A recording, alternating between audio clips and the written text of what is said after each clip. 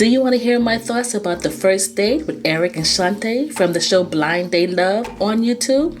If so, stick around and I'll be right back.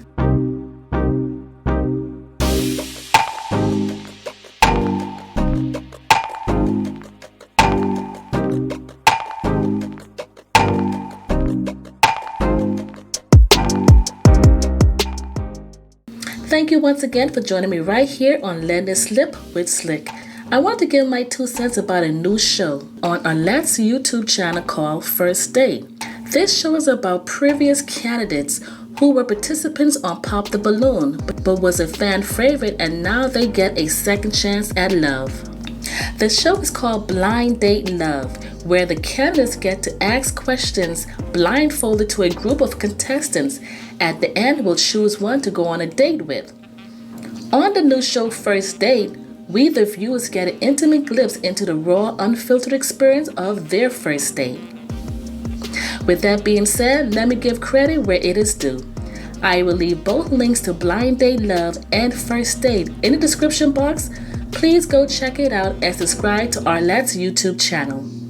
As I said before, First Date come on the heel of Blind Date Love, where Eric chose Shonte for a first date. Walking into Sneakerhead's restaurant and now seems like a trendy brunch lunch date type of vibe. Shonte dressed very nicely and Eric came comfortably dressed for a park picnic. He did bring his dog on the date, and I'm assuming it is a therapy dog. That's the only reason I could see someone bringing a pet on a date. I must say that he is a great icebreaker. He tries to be funny to make his date more comfortable, which wasn't needed for Shonte.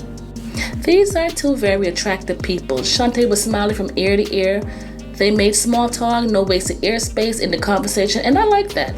They kept the conversation, or should I say the question they were asking each other, very light, and I have no problem with that. No crazy questions like, when was the last time you had sex? Which is weird and uncomfortable.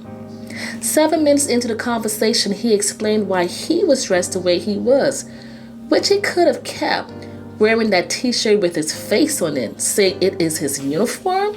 Yeah, okay. Halfway through is where it started to get weird. Shonte asks, have he ever lived with a woman and how was the experience?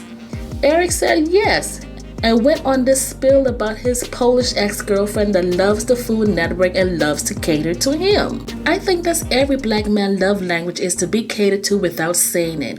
When the waitress brought the food out, you would think that would be the end of the conversation. This man said, before I continue my story, let's pray. Before you continue your story?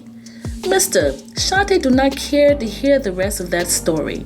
She did not ask for all of that. Your answer was supposed to be yes, and it was nice. Then change the subject. If you paid attention to her body language like you have been, you would have noticed she was done with the conversation, but she kept it cute. He said something that caught my attention. It was when he said that he thought that he would find someone who was caring like his ex. And I say he thought he would have found someone to cater to him like his ex.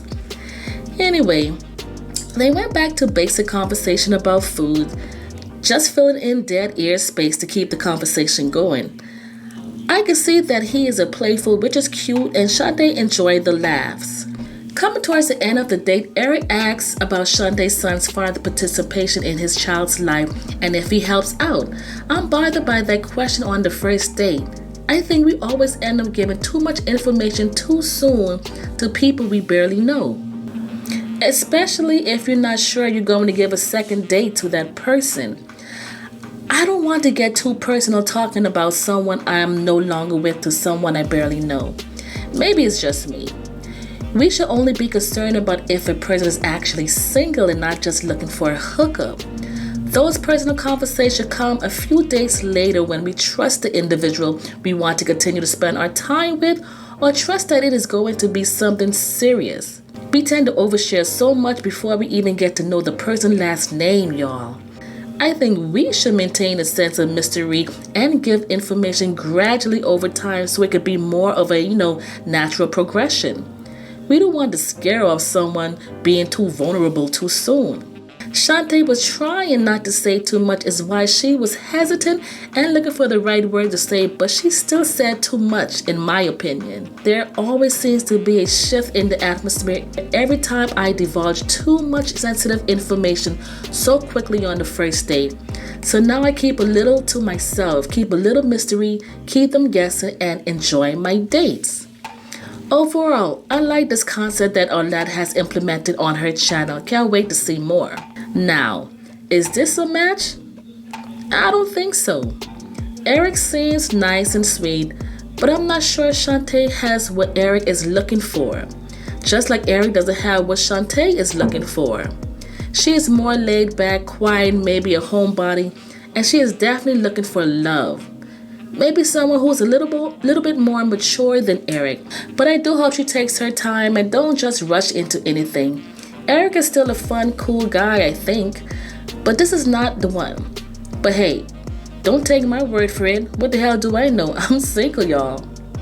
Well, that's my 2 cents. Let me know your thoughts down in the comment section. Check out Arlette's YouTube channel in the description box, and don't forget to like, share, and subscribe to this channel if you want to hear more commentary.